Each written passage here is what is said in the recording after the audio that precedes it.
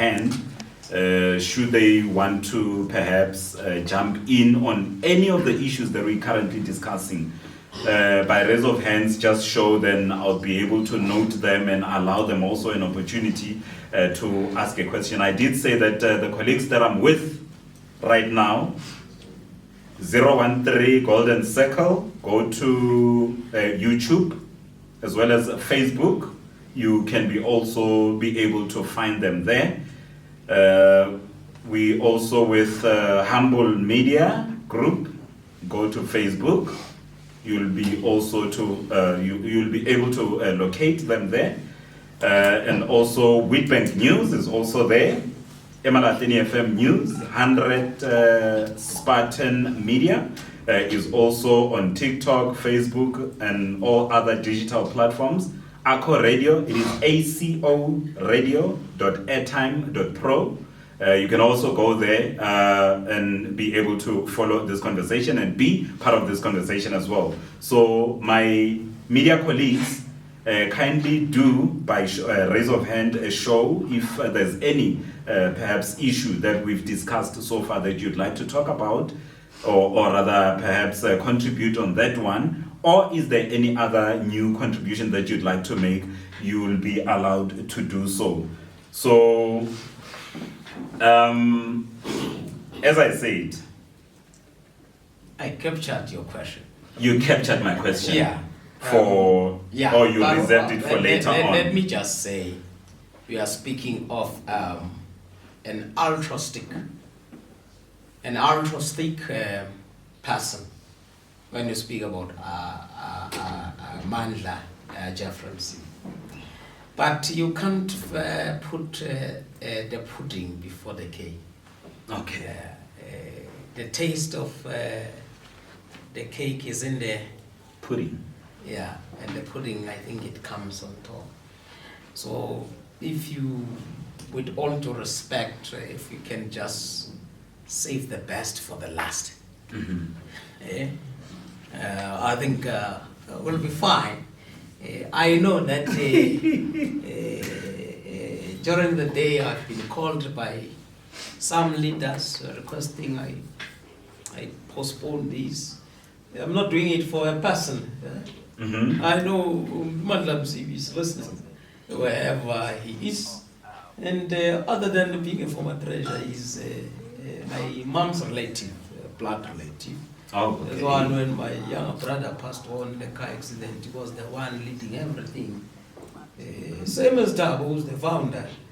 He's a former Youth League provincial executive committee member. But I'm not a supporter. I don't like supporters because I'm not a supporter. Okay. I'm part of a nuclear membrane or an out. But can we save the sweet scrumptious for the last? Yeah. All right. If the other media outlets agree with that, I know where you want to go. Yeah. All right. Because I still thought that we are going to Mswatima's fall.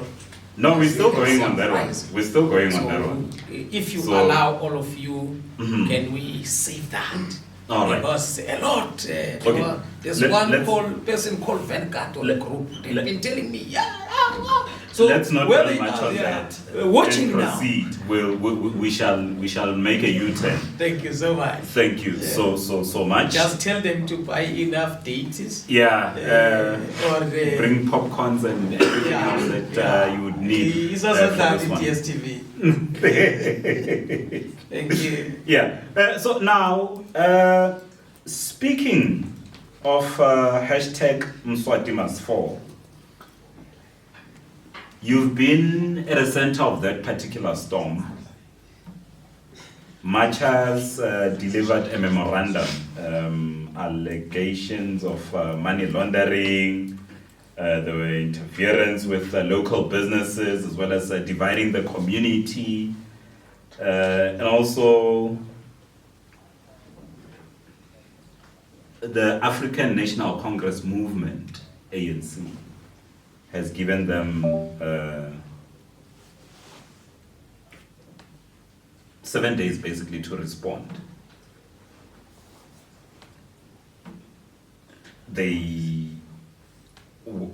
for anyone who may not have followed that particular story, because we only had one side of the story, of which tonight I believe we're going to hear your side of the story in relation to those allegations that are leveled against you. What was their response? Was there any investigation into either of the allegations that were leveled against you? Investigations, I mean, by the movement as well as by the police. Were there any cases that were opened in relation to those allegations? Kindly dive into that with your all. No, thank you so much. I don't know if the others will have an opportunity to ask. Yes, they will. I'm they will. here mainly for that. Yes, As much as colleagues. we have spent more than half an hour on some matters. I thought that will just be straight to the point.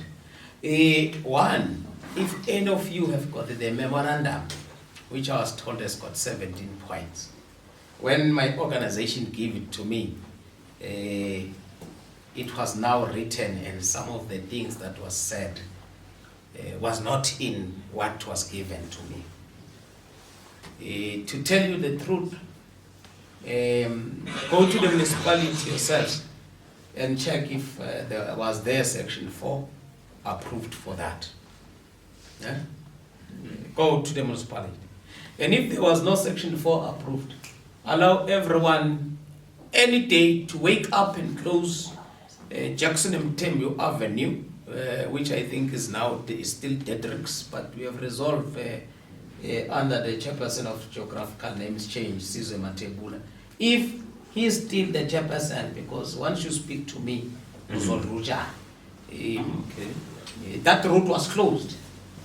And the police kept quiet. And police, I'm challenging them live. They must allow everyone to close the road. Which one? The one that was under construction? Yeah, the Yes. recent one that has Yes, just been yes. finished. The most controversial one, I have to say. I don't know. Yeah, I it is- fallen. it is All I'm indeed, saying to you is that first, we are speaking of himself must fall. Was there a section 4? Was it approved? Because the person, Popim Caesar, who came to receive the memorandum, when he left where we were in the strat plan, I still even have pictures. You can go to that place where we were. I know certain MMCs that were then in the district. I have pictures. Just because of Oba Act, I can't show you, but in court I can prove. But when Popim Caesar came, he wasn't the sub-regional convener of Emalati. It was Pili Lenkos. Pili Lenkos from Steve Chwet. And Pili said, I can't receive a memorandum, one, without knowing who are these people leading it. 2, what is it about? If it's about Mzwati, we have got proper channels in the organization to raise dissatisfaction. Unless we call him Mzwati, doesn't want to listen to the grievances that might be labeled. I'm not receiving that memorandum. I'm telling you, he's a former REC of the ANC League and an REC of the ANC. Wala is Steve Chwet. Just because Wala you receive a memorandum, Mama said Luchane with Beng Dembata Sbui is part of Laba Labanga Buyang, a very young, intelligent young person who's articulative, who can speak. I'm not saying if you are articulative, you are always correct. What I mean, you receive. But I'm a police and law enforcement, I'm challenging them. If I'm wrong, let them go to court and say, Nyabasuge, was there section 4 approved? And if there was no section 4 approved, because they never received a memorandum, they are supposed to therefore agree with I receive. The routes that they use, were they approved by SAPS? If not, ngiyaphinda ngithi mina amaphoyisa angabavimba abantu nabavala izindlela bangaka-apply bavalela amanzi, basic needs, amanzi, gezi, isuwa, izindlela, umsebenzi, waste and so forth. Bangabadubula balingise laba. Hey, that much of Mswati Maswol was heavily funded. And I believe You were young people here. You said I must roll. Yes. Yeah, allow me to roll. Okay. There were white t-shirts there. Even a person on a case, they got cookies, keep us in top. And ask yourself, beyibuya phi le mali? Now I am a branch in Manjale organization.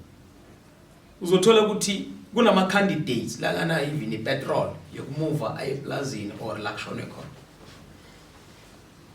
They're able to print t-shirts more than I think 500 t-shirts la baba. But there are families currently bebagqokele ikipa balala bangadlanga. Ngcono mina nawesiphuza amanzi. Uthola ukuthi abanawo namanzi kune problem shut down manje. Or basesiyanqoba amanzi kumele aphuma etankeni le. Kuba le mali yama t-shirt kunokuthi uthi Mswati Maswol wavele wathi sicela uhambe ubuyele eMgobodi sibalwa ka King Misizulu or ubuyela eHlanzeni. Because I must tell you, you see, comrades from other regions and other provinces, they treat me with respect, love. No one even called me to say it's a problem now. You say, I'm happy to see Riba. Abanye abakhona wake wabatshela phambi kwami ukuthi hayi lana isipho sami angeke ngivume nangu ngizamtshela naye angithi uzoza. Yabona mina I like harmony. But abanye bakhona banamakari banabafazi abanye bathethe izindlu ze-public works bazisebenzisa abanye bakhile before ungathi uzowisela ugogo ngoba uqashise India uyomwisela le garage ngoba akaka resort. Asiqaleni siwiseleni labangani bethu abakhile bangaka resort. I can komba mina ngithe lo akaka resort mara wakhe so lo akaka resort mara wakhe so wakhe Skirmir qalani kuye before lo gogo lo rentisela India. So in short, it caught me by surprise, but ngavele ngahle, because the character of the people who were leading that thing. Omunye wakhona, I'm not afraid to say, Dura said basithenga. Omunye wakhona Pulusho wasebosman. Ode ufa khona la ekhaya wena. Wathi mina ngayisusa manje sebajikelena ngithi. Ngathi baxolela babokazi bebawenza. Ogibela mine ugodi kuyawungena yena ngoba angazi ngenzeni. So but abantu laba machela izinto ezigenuine nyabaraba bullet ebe machela kukhipha mina why bangayanga in the ANC offices if it was because of my deployment. Deployment is not an employment, and I'm proud mina DVK ama council engene now. I think out of the 68 alapha eMalahleni engi7 now from 2021 until 2025 uma ngihamba May 7. I've got a national diploma because of SALCA and lo masipala wala Malahleni, assisted by officials. No, but kune bazar yama council yabona. But asifuni ukuthi ubhadalelwe ngumasipala ngoba kusasa kungakhulunywa la khona ukuzibhadalela marisal githi kumele kubhadalelwe ngumasipala. When I was a speaker, I took councillors lebeka bana na matric ngabamikisa ku matric. I'm not lying. Humble media, humble xala troika, the three of troika. Ungathola boy 3 angithi kuthiwa babe nema degree plus ungathola boy 3 bana ma degree ubuyela kimi. Ubuyela kimi ngizokhansa ngamadolo ngisuke nawe eFosman esekele nenyokeni ekhayini ngikhansa ngamadolo. If boy 3 bana ma degree hamba bo MMC bathi bonke ababe nani diploma. If ukuthi uzothola currently okay baceda ukufaka lo nalo and then kunaloya naloya lawyer corporate right finance dollar the logo is dollar. I'm not sure, but if ungathola labai 3 out of the 6 bana lama diploma, or manje because bangani bena ngithi na limit nebabuze bathi aninawo ama diploma I policy isho njalo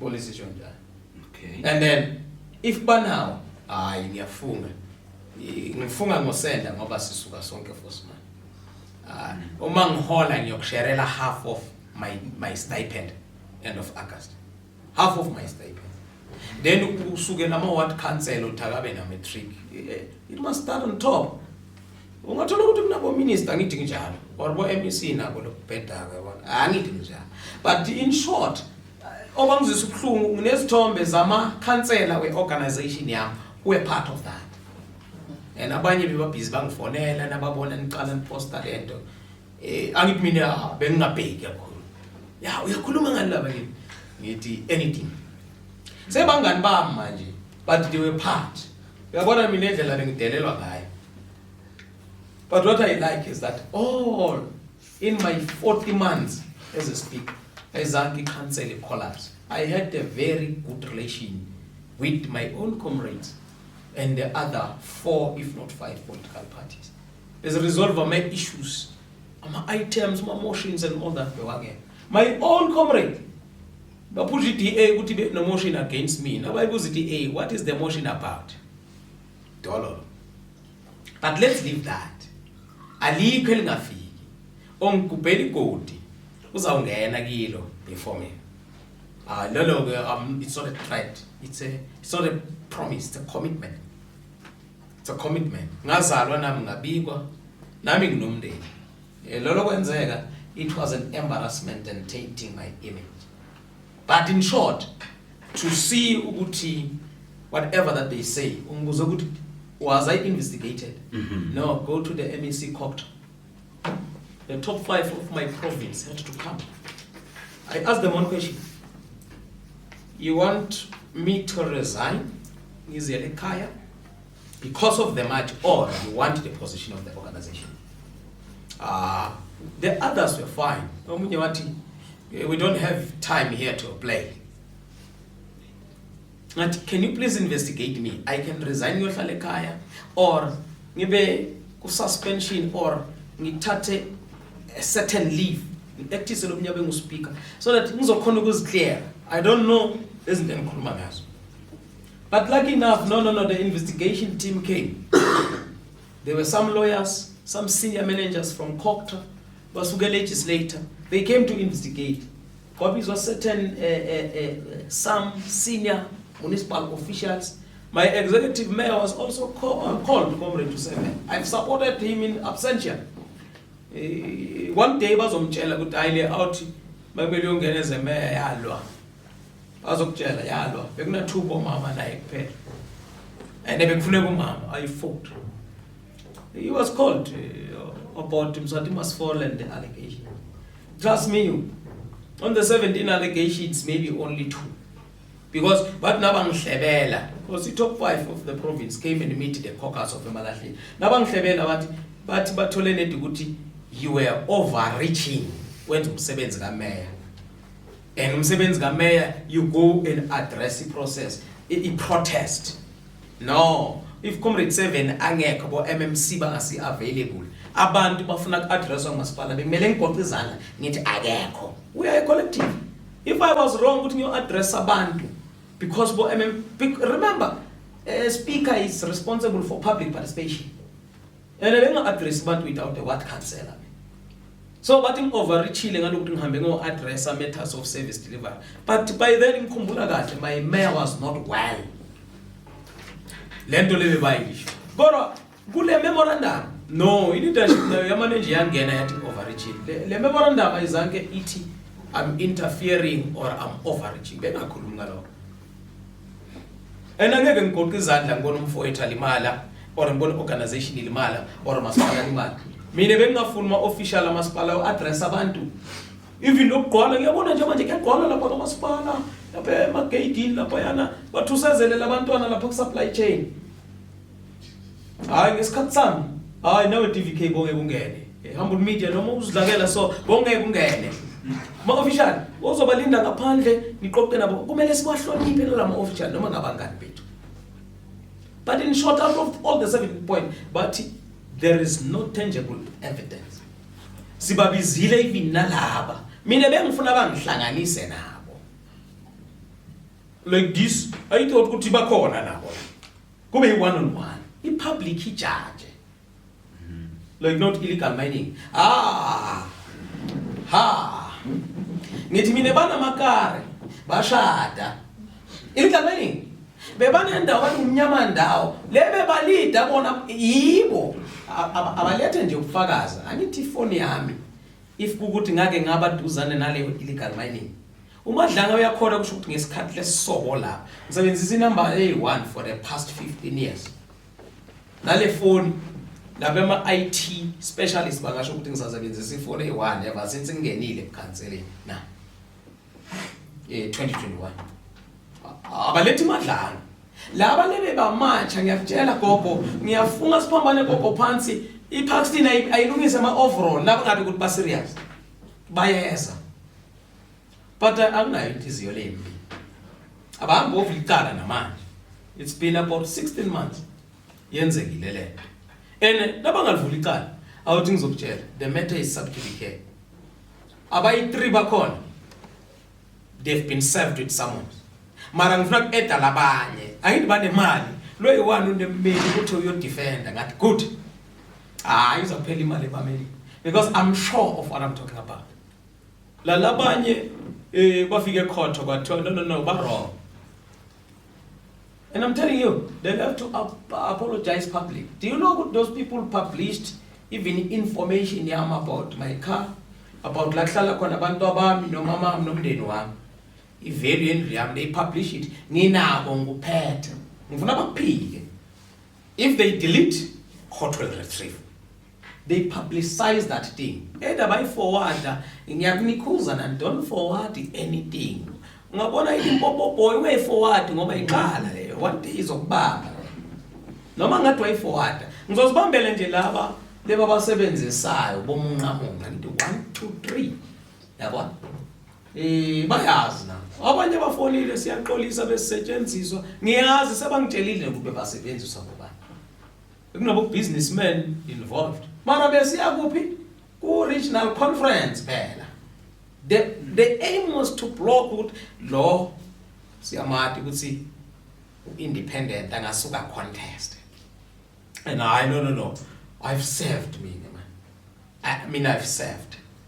Mawone inkinga nami iza kimi ungitshele ngimuntu olalelayo ukuthi ubani noma unganalutho because I come from humble beginnings. Angisuke lana.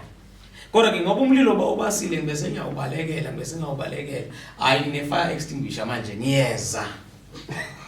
I'm coming. There's someone's abanye uzobona bazokutshela ukuthi ngoba babafikele emakhaya kibo babalela kunama ama-sheriff eda labayi-5 labayi-3 labayi-3 bayazazi ngifuna ukuthi bacommente demo baphokucomenta ngiyazithatha lezi omunye ufaka isithombe sami enza labanye uthi ngibadonsa njengezinja ngayithatha ngayithumela yabona kuma-attorneys sami but wehlisa isithunzi somuntu lo I'll take them head on. Businessmen wawe if ukuthi unemali ayizophelela lapho and ekugcineni bobheka ukuthi wena unemali upho ukudefend abantu abadelela abantu ufundiswe njani kanti but kubo bonke lokho ke illegal mining hamba kumaphoyisa ase-Forceman police station hamba kumaphoyisa ase-Anglo Thungela and then ubabuza ukuthi have you ever seen imoto yami SWAT hamba kuma-tracker wemoto yami if ukhona lo wakwenza ngiyabekisa noma ngabe umngani wami uSmika akaboshwe mara ke kunokuthi baboshwe hayi siyayifunda le economy iWitbank ibolile la ngaphansi or emalahleni mawuhamba lapha erenkini ngaphansi kunezibhobozo nawo lapha ngasesihlahleni before kwakhiwa lesipala lapha trust me you kuyawela lapha and abafowethu instead DMR bekumele ithi Anglo le ndawo uyibekile enenelahle mina am against phasing out of coal but I'm not part of illegal mining. Those who are doing that, they are doing that because bayazi ukubenza imali yezinyembezi neyokulwa kushayana angiyithandi Because kungenzeka lento ingangibambi manje, but ngiyakutshela 5, 10, 15 years down the line. Nase kumele ngihlale nabazukulu bami or nabafazi bami or nabantu abami. Iyongibamba lento. I always advise people, wazi ukuthi this thing will have dire consequences in the future. No kwenza ungangithengela even ipetrol ngaleyo mali leyo. But in short, bebathunyiwe. Kodwa siyoyiqoqa ecourt. The matter is sub judice. Okunye ngeke ngikhulume kakhulu ngoba ummeli wabo ngibhekene naye ngqo. Naye ke ngoba sengiyamazi ngimtshelile ngathi nawe masungumqhamuko representer abantu na umqhamuko one day bazokujikela. But bameli bafuna imali phela uyazi ngi. Nalo wami uyayifuna mara ngibone ngalo ukuthi lalabanye bahlulekile defend. What pains me most? Omunye wangitshela ukuthi ngiyaloya. Uhambile waya ku-ANC waphuma MK wasuka ku-MK wabuyela ku-ANC ukhuluma kakhulu uyamemeza. Ngike ngamvimba mina ngiyaxondana ngithi amvalele ekhoneni ngasekhaya kibo ngathi ewa buthini. Hayi mina uyazi kulambile mina ngisifunela imali anginike imali labantu. Ngado. Angine video yakhe naye umelo akaka defend vele uzo defendani ngoba vele kuzofakaza angithi angizange ngimthuka phela lokho ngithule as this media platform. It's not like because ngisleep kunabantu nabo bangadvise there's no need to rush and respond as long as ukuthi alright mina net bengifuna ukuklear igama lami. The public must judge yaphinda if ukuthi the extortion why ma hawks anangibophi. Uma uhamba nami Spartan uganga bazokubopha bathi ngoba beka nomswati manje why umswati angakabopha. It's because now nami ngiyakutshela ungaka then ungahambe usebenzisa igama lami ngani bazokubopha ama-hawks abadlali. Mina my accounts were frozen. I investigate everything other than the investigation then ngikona investigate i-traffic 20 traffic cop like 20 kwathiwa nomfazi wami lapha ya ulokazaniswa kumasipala only because i-province beyirente i-building yamasipala babona umfazi wami bamshuta izithombe. Is a provincial inspector not nebhazari yamasipala. Bangabona ukuthi umswati akakatholakali bayiyekela. Zibuzeni lezi zinto yibona nibuze nangama-landfill site la eMalahleni. So now 2016 naye ngiyazi ukuthi bengimungamunga nani kule landfill site. 2016 bekuna ama-water bowls alangekho lapha yena kule landfill site lapha. Bemama ku-invoice nje imali yabahlali. 2016 not the current contractor, the previous contractor. Nisayinisa ama-managers abhizi kuma-conference nihambe nema-invoice nifuna kuyobasayinisa. Ikhona kule report nginayo mara ngalokuthi kune-Popular Act ngizayibamba mara kubameli bambanayo angithi bekufuna umswathi lalapha kwatholakala ukuthi akekho kule zinto azikhulumela ama-official u-MMC thize weza kithi nemali eso bake basimita cappuccino or news cafe beze nomuntu 1 2 3 mara lela phela ngifuna ku-eda labanye labayi-5 ngifuna babayi-8 yabo angithi while I was busy bengithi labanye ngiyabaqolela ukhona umnyeni bekabhiza ku-WhatsApp angizanikhomba nawo ama-WhatsApp athi ngicela ungalibizi igama lami besidifara political ngathi waye ungaya nge-ANC office nango ngiyambona mas isihlobo sakhe waze hayi or ngalibiza negama lakhe imtshela ngathi ngalibebeza negama lakho. What I mean ngifikile they wanted to harm you personally ngabatshela ukuthi bangazibulali ngathi angikuthukeli lokho. We live once and die once. Sizalelwa ukuphila nasiceda ukuphila siya ngiyeza one by one. Siyohlangana ekhotho mina umthetho ngifuna udlala indima yakho. tell me. So kula 17 points ungangibuza ukuthi kulena ke ngoba niyawazi kulena ke uziphendulela uthini. But ipublic yangazi angisumuntu ojonjana. Hamba kulama official kamasipala wonke ufike watshela ukuthi bengi-interfere na. Kunezinto abazibiza ama-bid specifications, bid evaluation, bid adjudication. And then kube nama internal audit abantu abazo-advise ukuthi appoint or don't babuza ukuthi ngile ngababuza nangezinto ezinjalo. Mina I want spending. I want the municipality to grow from 6 MMCs to at least 8. I want this municipality to be a secondary city. I want this municipality to have its own mind. I want this municipality to create employment opportunities, to be industrial, to create business people, to create SMMEs that will employ a lot of people. I don't want this municipality to rely on I want this municipality to own a mine, a state-owned mine, because akhona amaplaza. Akubi. Now when you investigate, you're told but I'm not here for that. But the municipality is owing plus 12 billion. Less than 8 billion. We are plus 12 billion. Every day, is not less than 1 million. Services. So, I think because I've fallen, Manjo Maspala, we are cool, like a cool. Maspala was fighting the structure. Snane, as and when contractors. Instead, we must build internal capacity. Stashe abantu. Si promote labor. My LLF used to engage with the local labor forums there. To say, when kumele promote so that it space less, advertise it, stashe abantu. Si reduce in as and when. We want to let the hands again up and clear water. Get cousin. Yes, and when you look at the shell pipe lamanzi bizunganalo, akusebenzi basebenzi bakamasipala. Kusebenza lama yes and when? But again, why can't we build internal capacity? Law enforcement. Angeke babokuhlala lapha yana Samsokoro KFC. We need a team, something like a city policing. Bangavuki bezela kamasipala labanye bavuke babe lapha 5. Municipal facilities, labanye babe la Envy, labanye babe Paula, labanye babe secret, kube nabalayitani, kube nabaseklarnet, kube namasenior superintendent, each and every. That's what we want for the municipality. To fall after falling, what are you gonna get? They've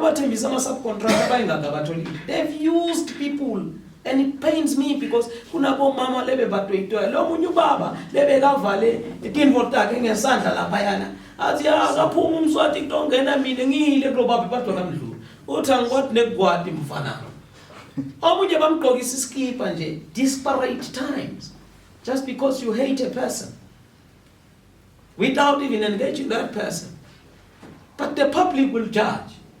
So how can I go to the public? I mean, if I'm not cleared, it's difficult for me to go to the public and say, hey, ngicela uvotele uJohannes, ngicela uvotele iMalahleni FM. Bazothe wena uzenga clear lapha.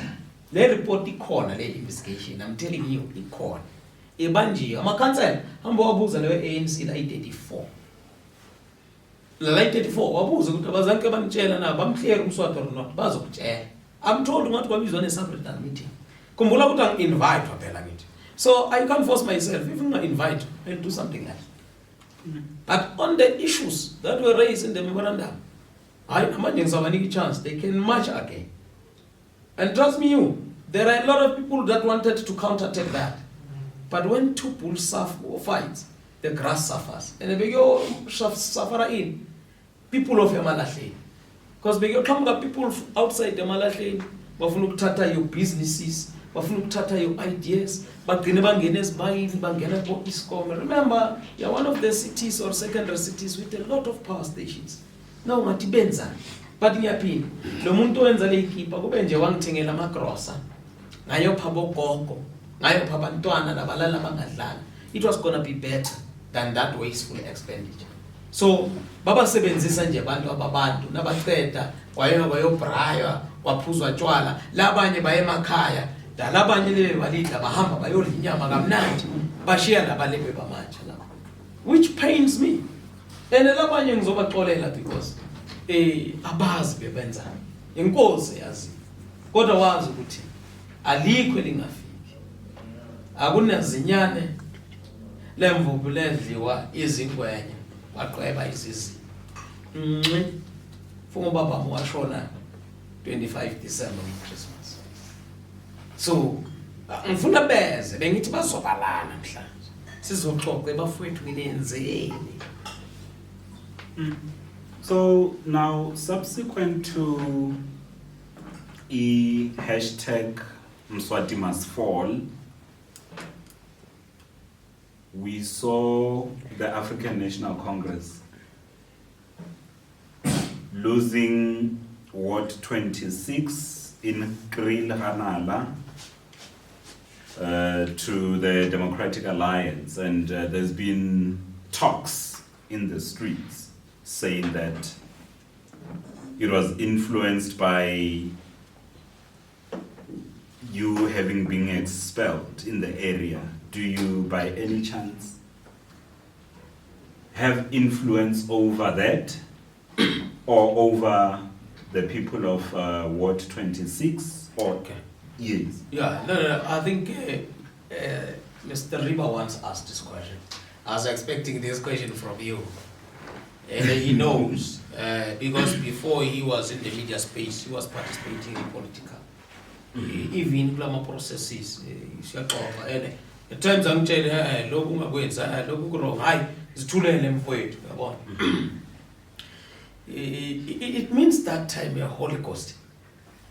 I'm from Ward 9. I stay in Guangdong. I've got family enforcement. And then plus 50 kilometers, I'm able to influence people from another ward. The only thing I can say about Ward 26, must be noble winner Ngobabu Zek Povungani. May his soul rest in peace. Mina ngumqhamuki lo munyaka amazi ukuthi ubani lo Povungana Lord. 2021 kulama processes. Ngizobala uMamlini Amalaji, may his soul also rest in peace. Kwaqala uComrade uSpeedy Mashilo waya lapha ngendaba yama-candidate. Kwabuya Comrade Link noComrade Malaji. Kwabuya kwaya Comrade Malaji. Kwabuya kwaya Comrade Link. I was therefore sent. I came with a candidate. Saltata in one of the political parties. Omnium for Mzo. You must be strategic when you are a leader.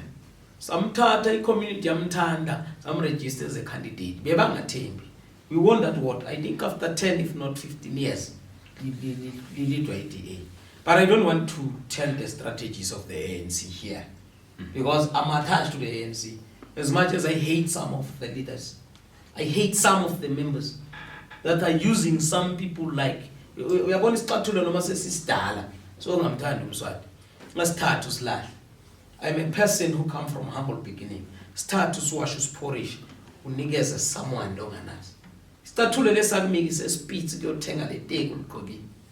Start kancane bese usilahle lapha.